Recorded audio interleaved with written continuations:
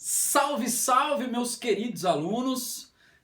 Vamos falar um pouquinho hoje sobre um terceiro sociólogo chamado Emile Durkheim. Na primeira aula nós falamos sobre Comte e Spencer e agora nós vamos falar do pai da sociologia moderna. Emile Durkheim, como vocês podem ver, ele nasceu na parte final do século XIX, então ele bebeu um pouco da fonte desses primeiros sociólogos positivistas, né, evolucionistas, etc. E vai tentar desenvolver um critério, um método de análise da sociedade. Então o objetivo central da sua teoria é desenvolver um critério de experimentação, análise, rigor e comprovação da sociedade e que seja orientada por uma lei geral. Tá? Então, sobretudo, o objetivo grandioso do Durkheim é desenvolver um método analítico. E a partir disso, esse método analítico tem como objetivo entender a socialização do indivíduo. Né? Como vocês sabem, os indivíduos eles não vivem sozinhos, nós não somos uma ilha, nós criamos inter-relações e relações sociais, né? Criamos dependência muitas vezes de outros seres humanos e ele está preocupado em entender o que orienta essa socialização. Né? E a orientação que ele consegue encontrar a partir dos seus estudos é que existe uma consciência coletiva. Ou seja, existe um ar moral, uma construção moral que busca a harmonia na construção do indivíduo. Então, independe da força individual e depende mais da força coletiva, dessa consciência coletiva. Então, de certa forma, a consciência coletiva tem um sobrevalor comparado à consciência individual. E quando ele cria esse rigor metodológico, essa metodologia para a sociologia, ele está, na verdade, querendo estudar todas as sociedades, né? Como se ele pudesse criar uma régua universal que pudesse medir todos os parâmetros dessa sociedade, né? E aí ele vai dizer que ele cria essa regra geral por conta que as sociedades, independente de onde elas estão localizadas, tem características gerais também, tem características universais. E a primeira característica universal que ele pega aí é que todas as sociedades, num início remoto, né, num passado remoto, os seres humanos desenvolveram as suas comunidades em sociedades igualitárias. Ou seja, havia, de certa forma, a propriedade coletiva da produção da existência física desses indivíduos. Então, como ela tem, né, certo início parecido com todos, parecido em todas as sociedades, daria para utilizar essa métrica em todos. Então, o objetivo central, né, do Durkheim é tentar entender essa estrutura social, essas relações sociais, essa socialização, beleza? E ver como que ela é desenvolvida ao longo do processo histórico. Então imagina, né? A estrutura social sendo como se fosse um prédio. O prédio que tem um alicerce que vai, né, desde do subterrâneo até o último andar. Geralmente esse prédio que tem esse alicerce que vai até o último andar, ele tem as vigas que aparentemente a gente não consegue ver. Né? Então a gente não consegue ver, mas a gente consegue ver aquilo que está interrelacionado a essas vigas, como a janela, como as portas, como a sacada, por exemplo, como vai ser a organização do encanamento, da energia elétrica, etc. E essas coisas que estão interligadas com a estrutura social, ele chama de fatos sociais. Ou seja, você estudando o encanamento, a energia elétrica, as portas e as janelas, você consegue entender a estrutura da sociedade, certo? Porque esses fatos sociais, essas coisas que existem além da estrutura, elas revelam muito de como a estrutura está posta. Certo? Então por que a janela está daquele jeito? Porque a estrutura permite apenas a janela daquele jeito. tá? E não permite de outras formas. Então, essas coisas que estão fora da... não é que estão fora da estrutura, mas que estão além da estrutura, elas podem revelar muito dessa sociedade pra gente. E essas coisas, como ele trata assim nos seus livros também, são chamados de fatos sociais. Esses fatos, eles organizam comportamentos, geram aprendizados, sentimentos e ações, tá?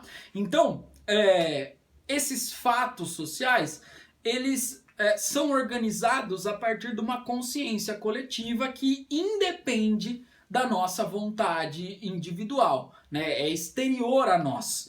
E para a gente estudar esses fatos sociais que ele está orientando, para a gente analisar a sociedade, né? Ele diz que o sociólogo, esse pesquisador, ele precisa se afastar da sociedade para ter um olhar neutro sobre ela, né? Ou seja, se eu ficar colocando os meus valores, as minhas emoções em cima dessa análise, a análise vai ser tendenciosa. Então veja que ele está bebendo um pouco ainda na fonte desses positivistas, embora ele critique de certa forma alguns pontos, mas ele está bebendo um pouco nesse passado positivista da sociologia, dizendo que a ciência ela tem um ar de neutralidade que traria apenas o desenvolvimento humano, tá?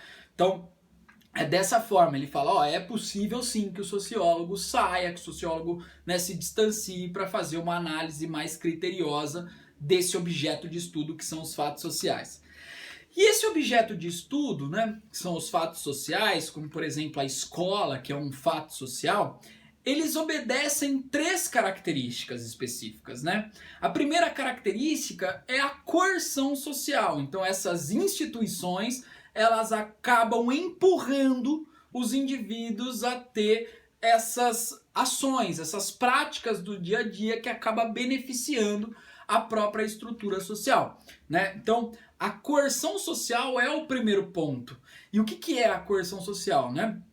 Seria uma força que acaba sendo independente da minha vontade. Então, eu preciso realizar isso. Se eu não realizar isso, eu posso ser punido formalmente ou informalmente. Então, formalmente, se eu realizo alguma coisa, né, e essa coisa vai contra, vamos dizer assim, os aspectos dessa consciência coletiva, eu vou ser punido formalmente através das leis. Ou se eu realizo um determinado comportamento que vai contra isso, mas não está sob a responsabilidade da lei, eu também vou ser punido sob os maus olhos dessa sociedade.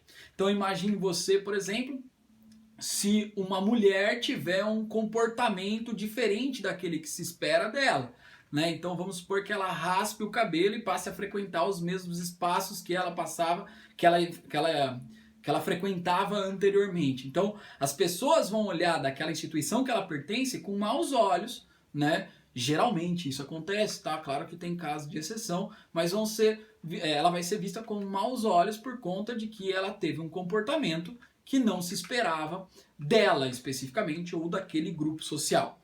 Então a educação passa a ter um papel central nesse processo de orientação daquilo que se pode e daquilo que se não pode. Ou seja, a escola, além de passar o conteúdo científico, ela também teria uma responsabilidade moral, vamos dizer assim, de orientar os educandos a respeitar as leis, respeitar essas instituições sociais, certo? Então, esse fato social, ele conta com a coerção social. O segundo ponto, o fato social conta com a generalidade. Ou seja, ele acontece constantemente e muitas vezes é anterior ao indivíduo. Então existe antes de mim.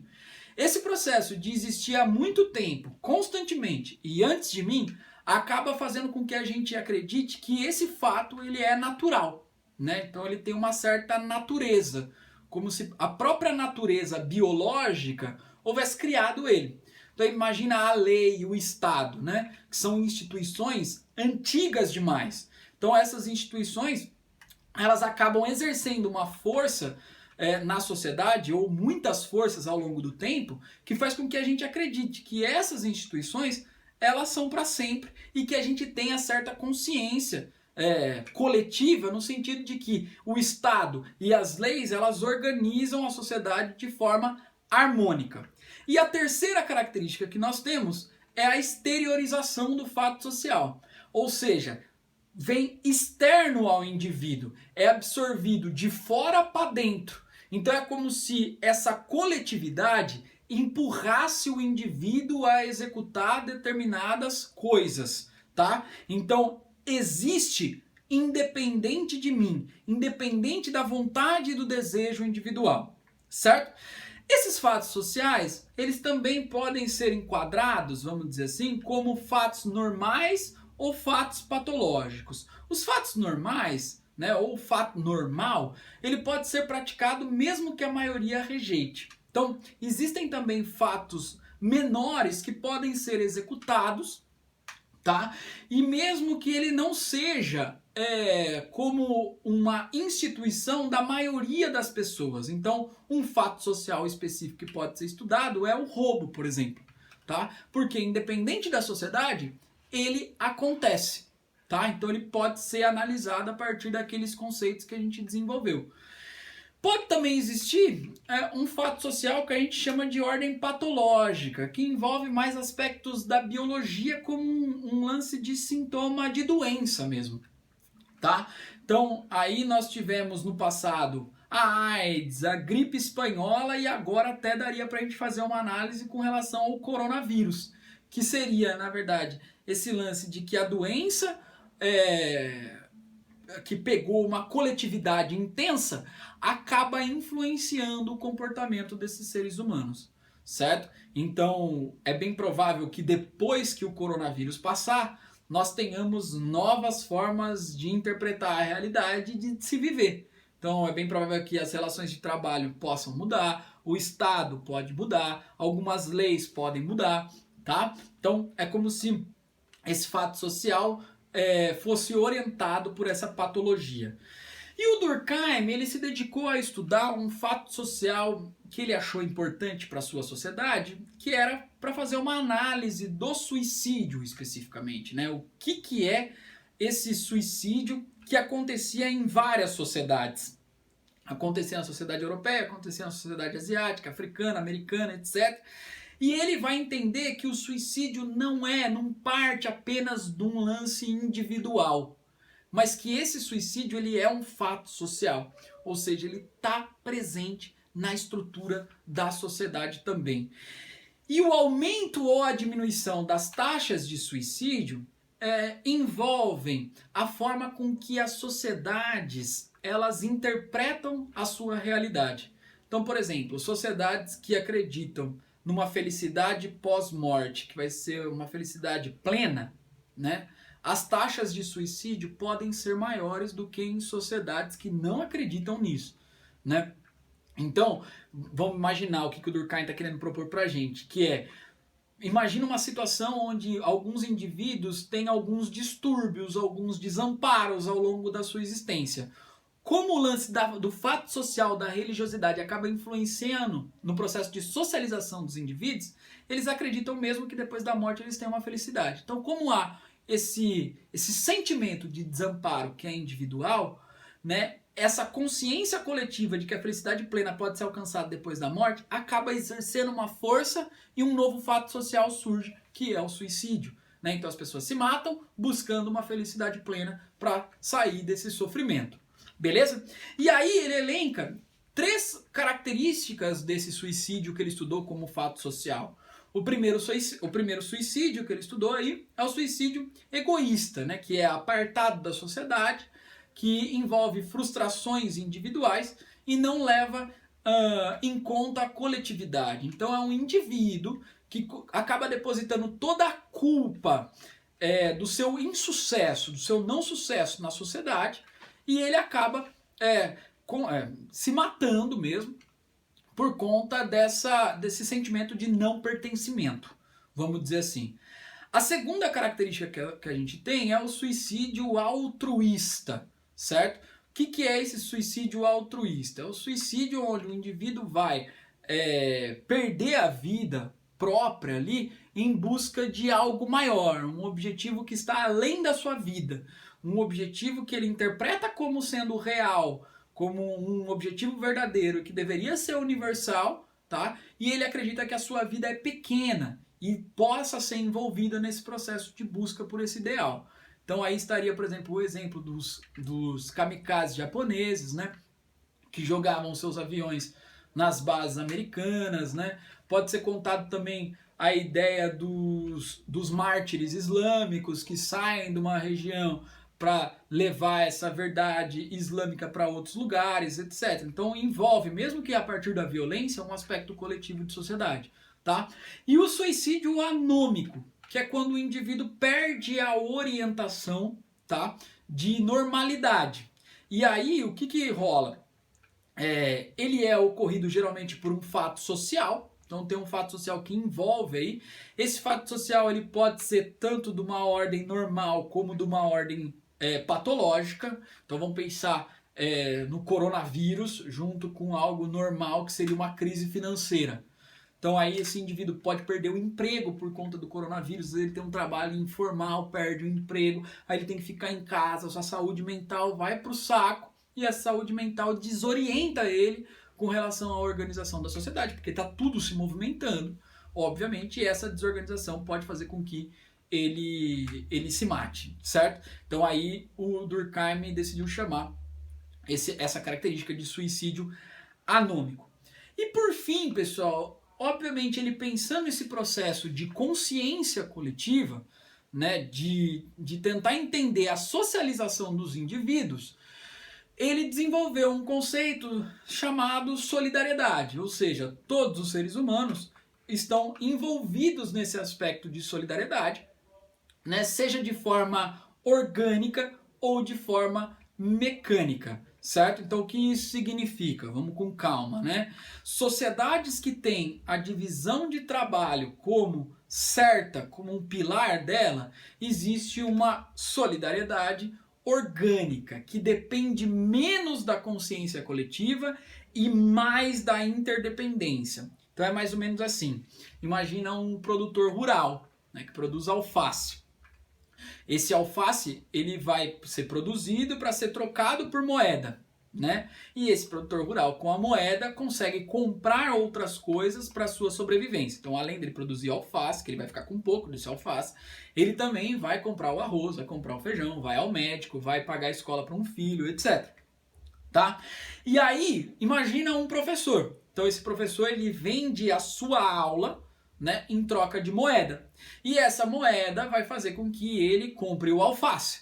E isso vai gerar uma inter-relação entre o produtor rural e o professor, certo? Mesmo a gente não se conhecendo, nós temos uma relação de existência que está em comunhão, vamos dizer assim. Uma comunhão que não é de forma muito consciente, mas por conta da divisão social do trabalho, certo? E a segunda forma que a gente tem de solidariedade, né, estaria mais envolvida naquela sociedade que tem um parentesco muito maior, um envolvimento com a religiosidade muito maior, né, que muitas vezes não tem a complexidade do capitalismo, tá, que envolve a divisão social do trabalho.